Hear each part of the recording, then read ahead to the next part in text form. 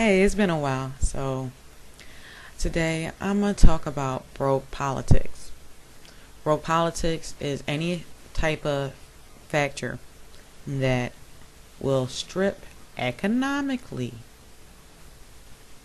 your nation, your people, where there's really truly no reform. There's illusions of time of reform, but it's truly no reform because the end point, the end result will come to where only a very few will be able to survive this economic change. The things that will occur because of the lack of responsibility taken from a whole union, Okay?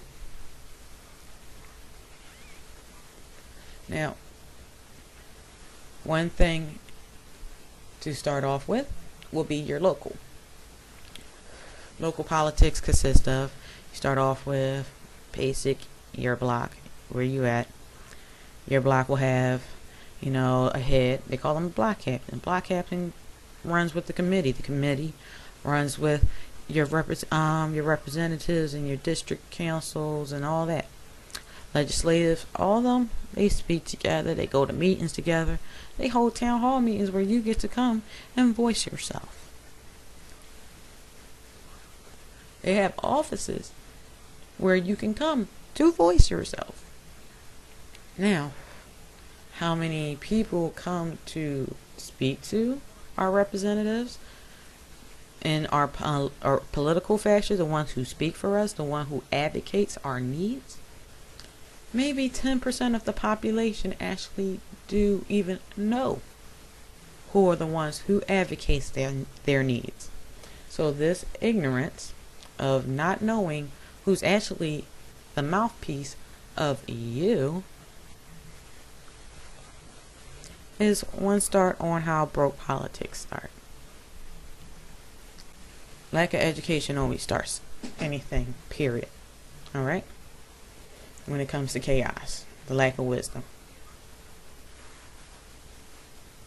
So, what I don't understand is how is that so? Especially those who pay taxes. Those who get taxes taken from the hard earnings and from the fact that you need somewhere to live, the plot of land you live on, you have to pay where you live. And those taxes are supposed to go to maintain the needs of where you live as a community. So why is there such a deep lack of interest in who speaks for you and what are they saying and what are they thinking and what are their integrities? Oh, we become concerned about them when they do things where you have those who have affairs, those who, like the Twitter thing with the guy. I mean, those are the times we want to be interested in them. But we don't want to be interested in them any other time. Which, that whole Twitter, I hope you better not resign. If you resign, I swear to goodness, because I'm tired of people being able to tell you what to do in your private life. You only consulted with a grown adult woman who was willing to be friends with you and communicate in whichever way. That was your grown-up business. Shanae did it on Twitter, but still it was your grown-up business. So you did not do anything at work or anything illegal. So ethically, nobody has the right to tell you what to do in your private life as long as it's not illegal and your job can't tell you what to do if it's not concerning your job. If you're still holding your job down, if you was a good man before that, hold your position. Hold strong. But let's get off of that. So you're paying, again, for your streets to be maintained and clean, your children to be able to have the choice of free schooling, your children having outlets, you to have outlets, services to be produced within your community as though to keep not only the structure maintained but things functioning where you have enough for hospitals and resources of welfare and things that maybe those who cannot afford it can't obtain an income or obtain things can get. These are things that your taxes are supposed to pay for. And just in case you become in a rut, you have something to fall back on. Social Security, pension, all that. So this is what you put your hard-earned money to.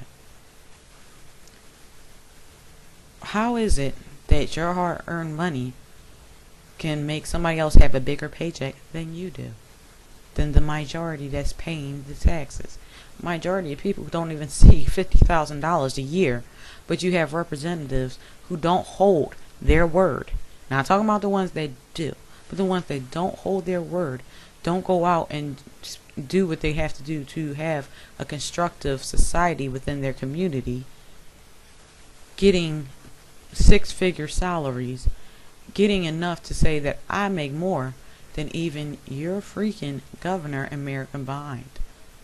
I get to retire and I get to double dip because after I retire, I'm coming back to office and collecting my salary. This is what you're allowing your taxes to go to. Now, as I said, lack of education is always the first start. One thing that's going to occur is the privatization of schools, and the ability for every child to have an education will now cease. Basically, only the strong will survive when it comes to that. When parents are not understanding that politics start also within your school. You have a structure in your school with the home school association, parent teacher association. You have different type of gatherings of your people within other parents, people who are faculty of the school, to communicate the needs of the children. Now, when we don't get involved in that, we don't see the true problems. All we see is there's kids in school that are acting out. They're causing the school now not to be able to function because the teachers can't teach. The kids are acting out for a reason.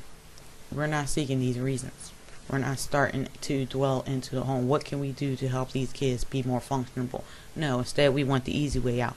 Now we want vouchers to take our kids out of school. The kids that actually create what is called the curve. The curve that allows the school to now be able to be a school, because now they hit at least a grade that says we have enough kids that we're teaching some. We're getting through to some. No, we want to take these kids out and leave the kids that don't have nobody, have been stranded, and go and strand them and let them know even more abandonment to be in a school and make it completely non-functionable. And then when the grade gets lowered, the school has to close now. And now these kids have nowhere to go. This is what we created.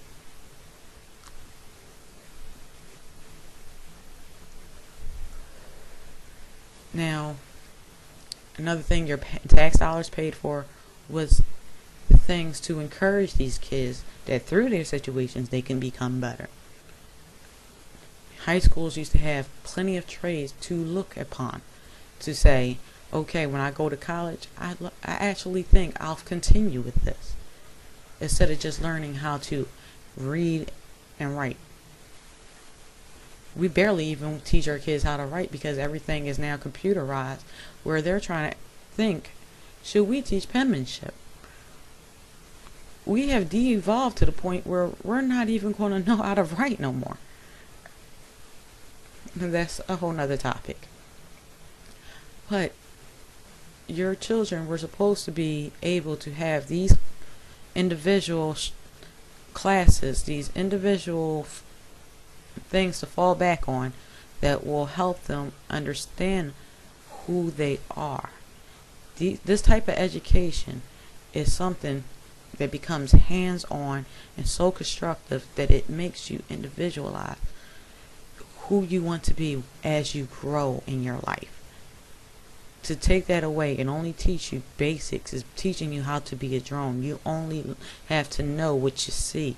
You have no interaction of, the world around you, the things that you can hand create, because you're only basically copying what you see. You only know how to be repetitive.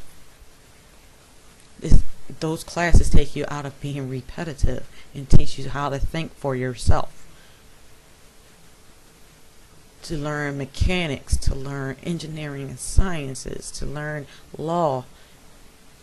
We're taking these things out of our schools.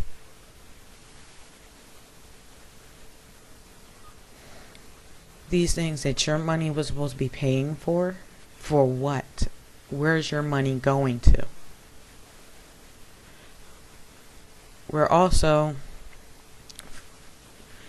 putting ourselves in situations where broke politics, where since we now don't have the individual talent to hand create anymore, we do things to a point where everything is mass produced by machines and computers, and there's no craftsmanship, there's no skills.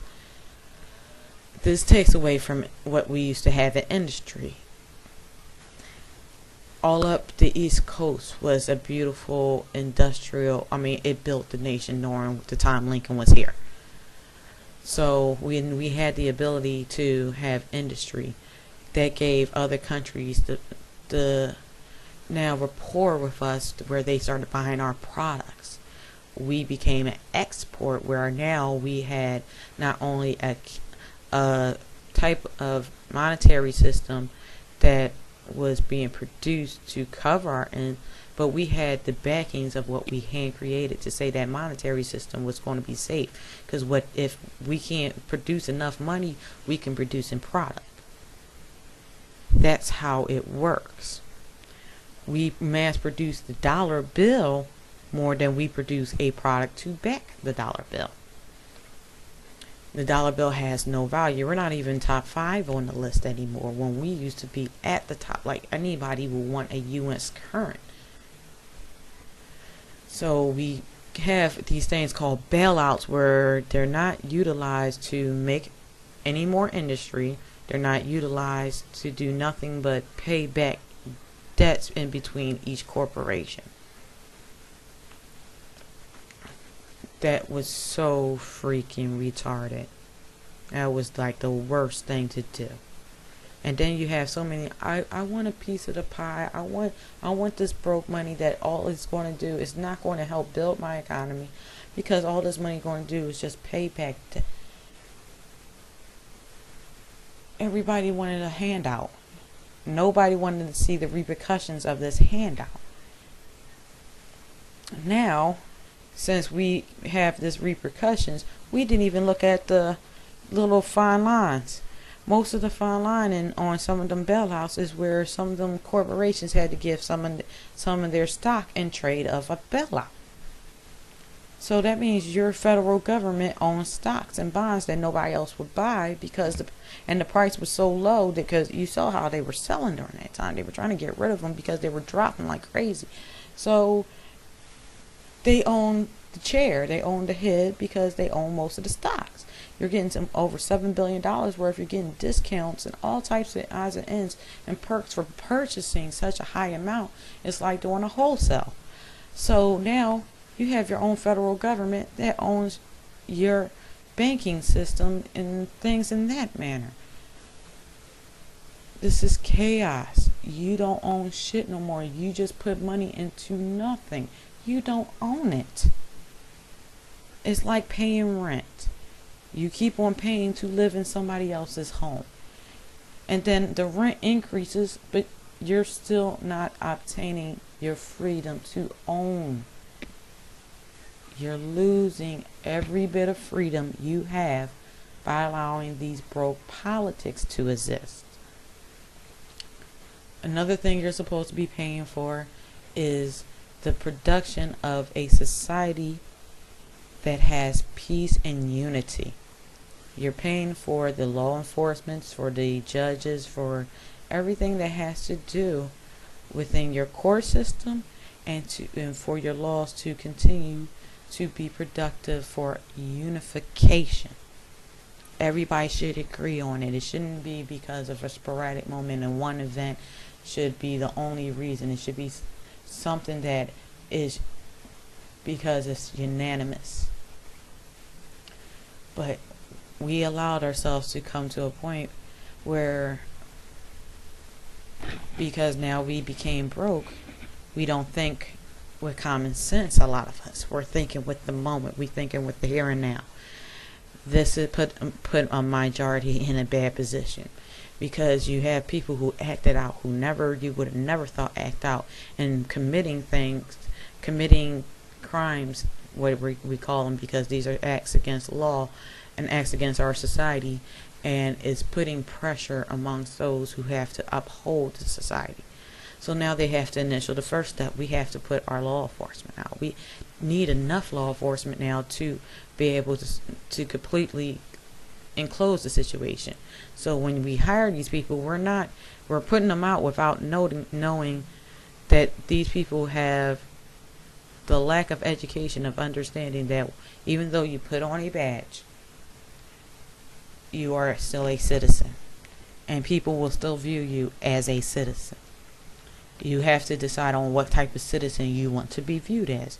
Do you want to be viewed as a citizen who's productive and constructive and is going to help, or do you want to be viewed as someone who is parasitic to this society, who will strip and strip and strip without being constructive in what they do? Now, how do you be constructive as being an officer of the law? As being a citizen that is an officer of the law?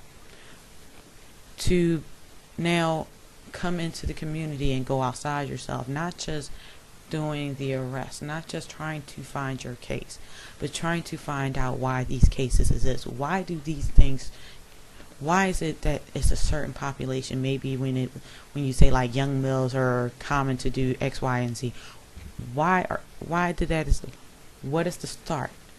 How can we influence them that this is not what needs to be done? How can we be prophylactic? How we, like as a nurse, a doctor, and somebody in the medical field, the best thing before treatment, we don't look at a wound and just throw a bandage on it. We have to clean it out. We have to start from the root. And even better, before, if we know that something's going to cause that wound, we want to take preventive measures once we figure that out. What will be the preventive measure not to have that happen again? This is the way you have to think. You have to go outside of what the job requirement tells you and now think at a higher type of knowledge to be more effective as what we view you as a citizen. Because you as officers used to be someone we revered.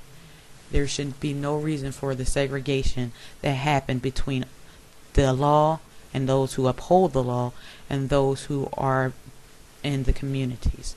This should never have existed, because now you become pawns. You are the first one out there. You are the front line. You're the front soldiers. Guess who's going to get shot up first? Guess who's going to get killed first? Because of those thinking out emotions, those who are fearful, because they feel as though you view me as an animal. When you approach an animal and it feels threatened, what does the animal do?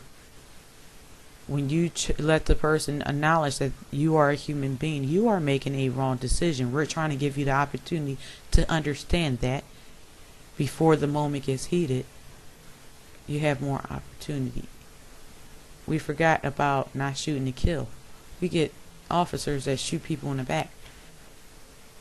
We're starting to put ourselves in predicaments that put one against each other, to give ourselves the ability to view each other's negatives. This is what we're paying for. We're paying for a war, a civil war. Because guess what happens when the officers can't handle us no more? We'll have the nice little National Guard, who will be our second in reserve next, to uphold the law. We're making our own Holocaust. We're making our own.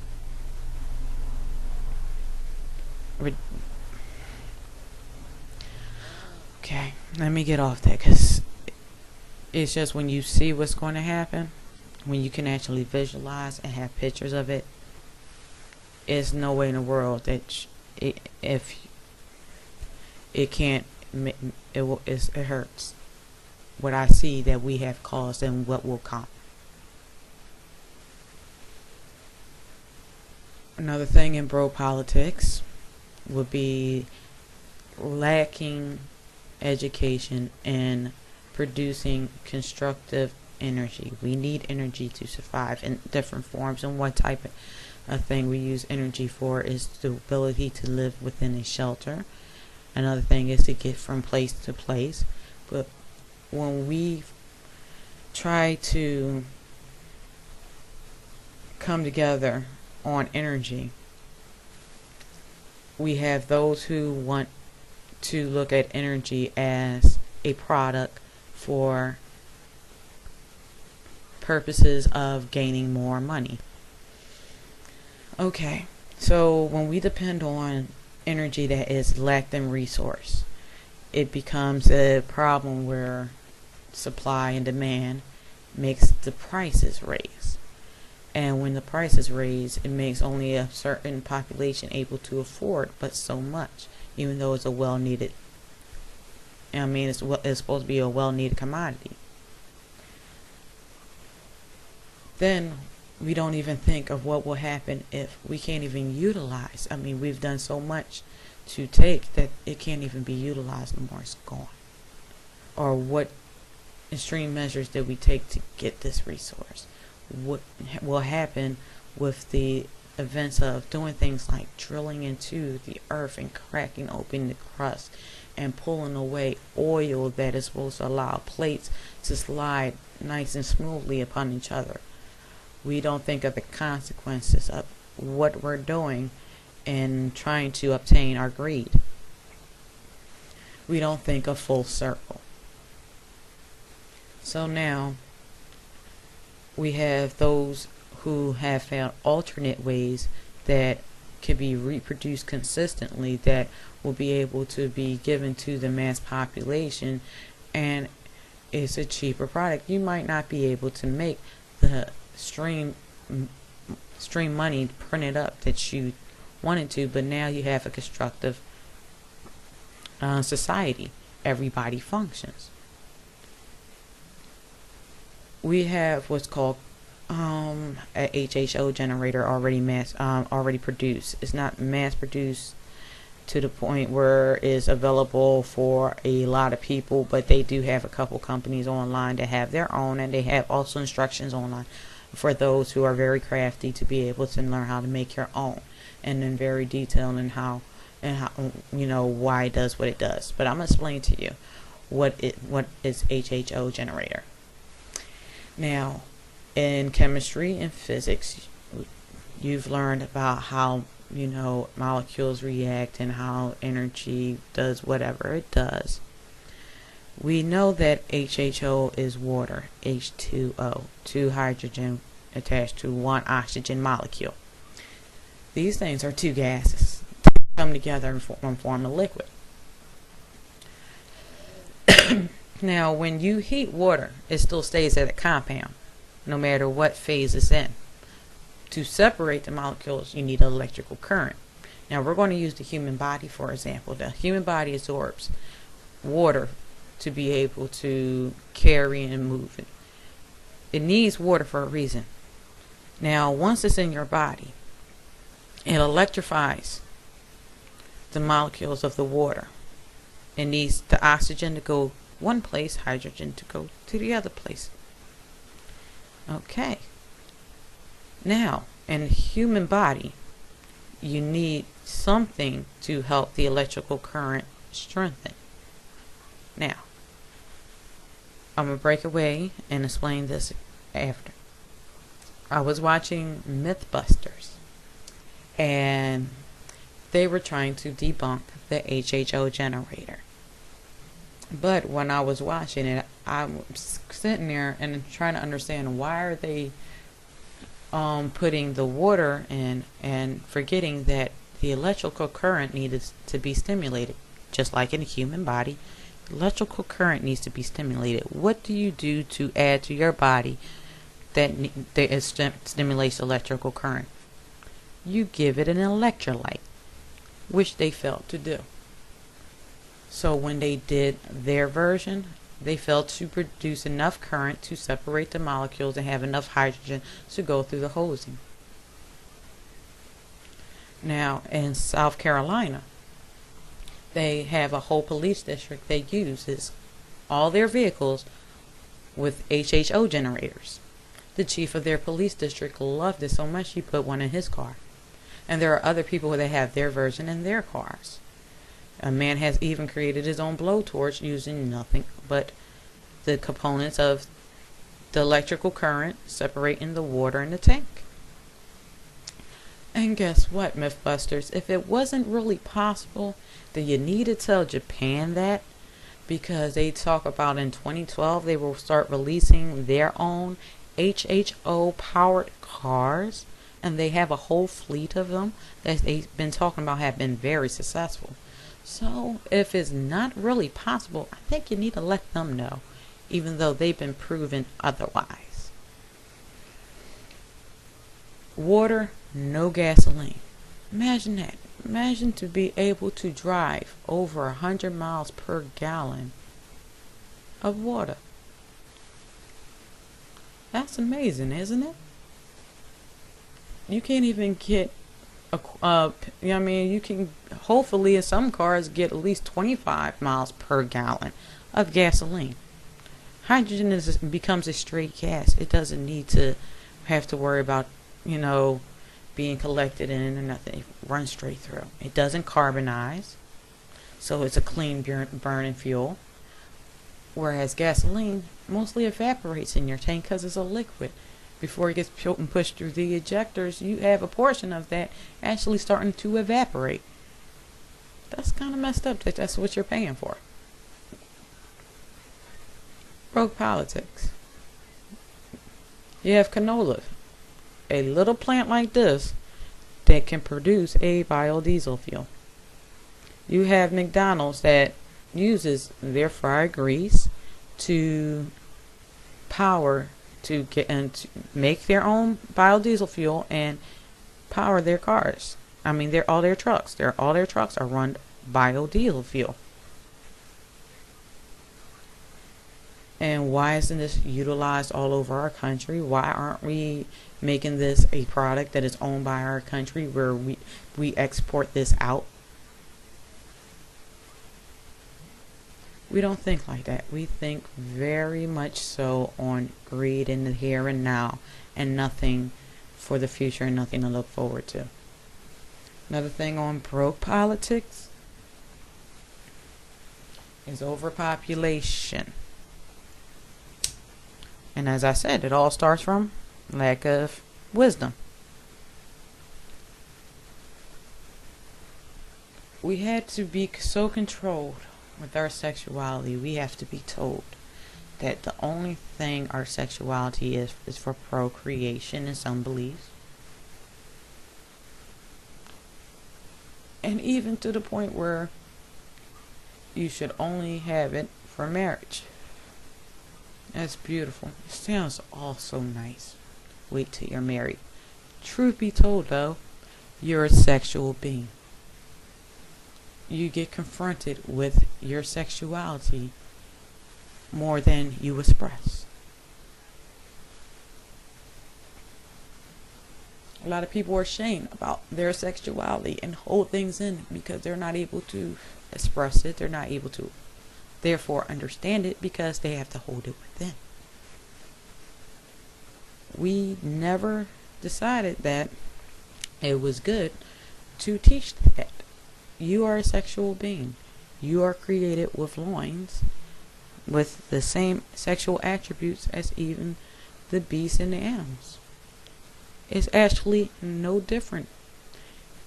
What that down there contributes to your mindset, to the way you think. How do you go about being a sexual being after knowing that your sexual attributes are just the same as being any animalistic attributes? You understand that your attributes creates responsibility. You have the ability to choose. That's what makes you different from the beasts and the other animals of this earth. You have the ability to choose on how you act upon your sexuality. You have the ability to think first about the consequences that your sexuality can produce. That's the best way to teach. You can teach abstinence, you can teach strapping up, but you still don't teach about someone thinking for themselves and learning about who they are. And once you learn that it's a responsibility, that there's things to come, things that will attribute. If I do this, could I shame my children, shame my family? Would this affect me if I do so? Would it affect who that person is? Will I have a connection with that person? The deep things of what sexuality all involve. It's not being taught. So that lack of knowledge of what sexuality is now becomes what we have. We have fads with sexuality now. Oh, today I decide to be lesbian just so I can look good for my guy. Oh, today, because all my homies are gay, I'm going to try to see if I want to dabble in that. I want to wear the tight jeans and stuff like that and be... It's a fad now. It's not an expression of who you are. Nobody really knows who they are. It's a very lack...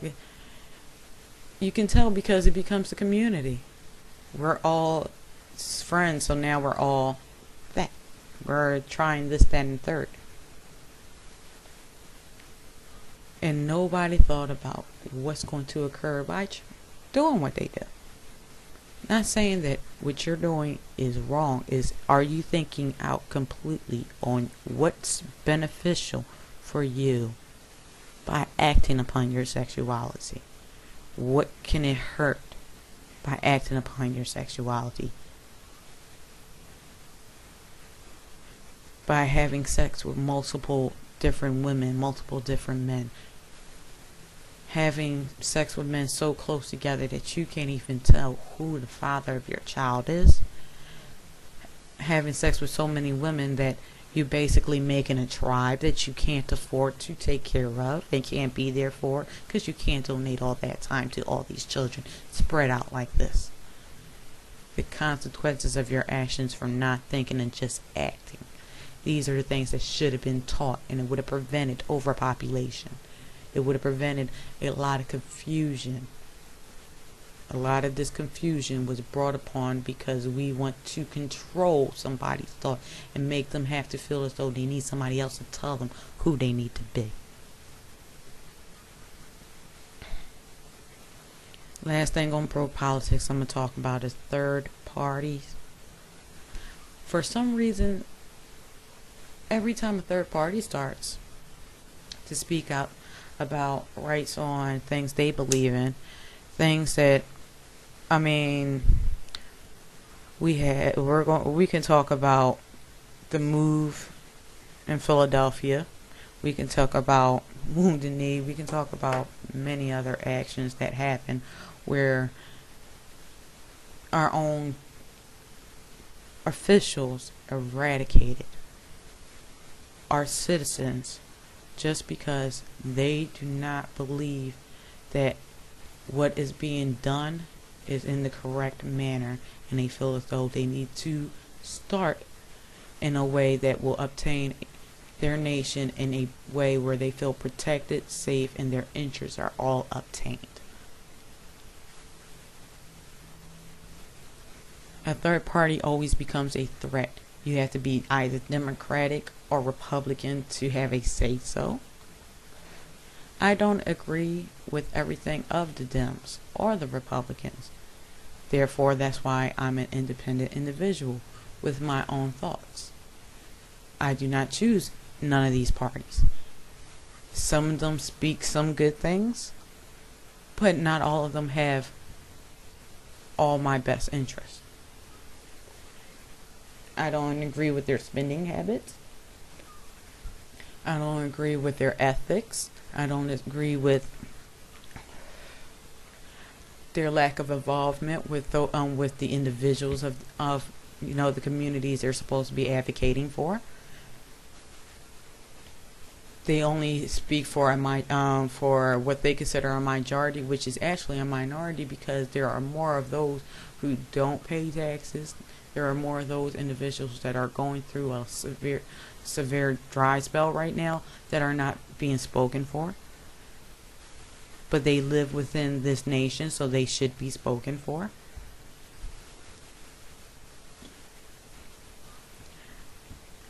But a third party is the ability to have another party that will help that Constitution stand where it's supposed to stand, where we don't have just anybody making laws and saying this is what's going to do this and this is what we're going to have to follow, without having to consult everybody, making this a unanimous nation, not a majority rules nation.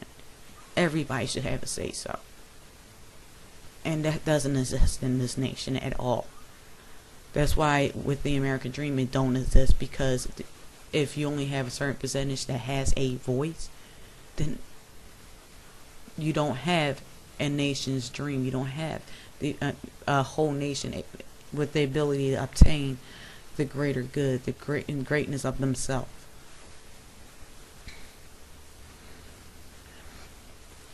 And this is what y'all pay for, though.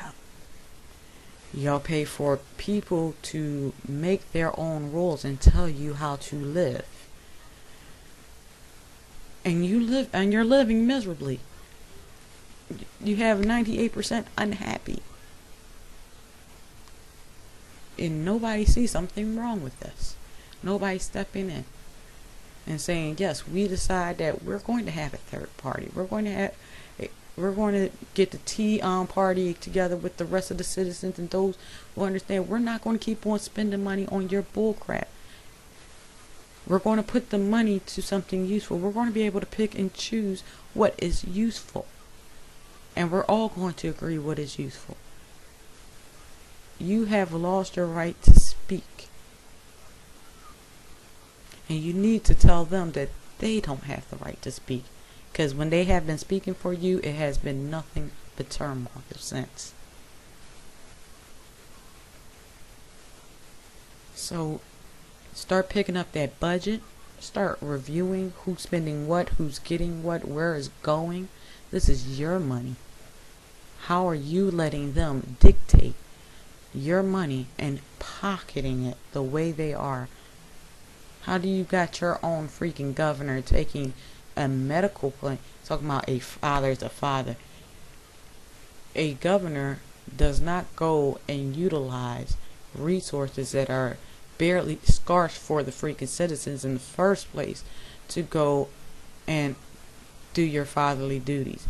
You should have scheduled your appointments and been more consistent with your time management, knowing that it was already set probably a month ahead of time. You knew when you were supposed to be there. So don't blame it on being a father. You had time to make yourself available so you can drive down there and utilize your own resources, not taxpayer resources. Stop letting these people get away with spending your money.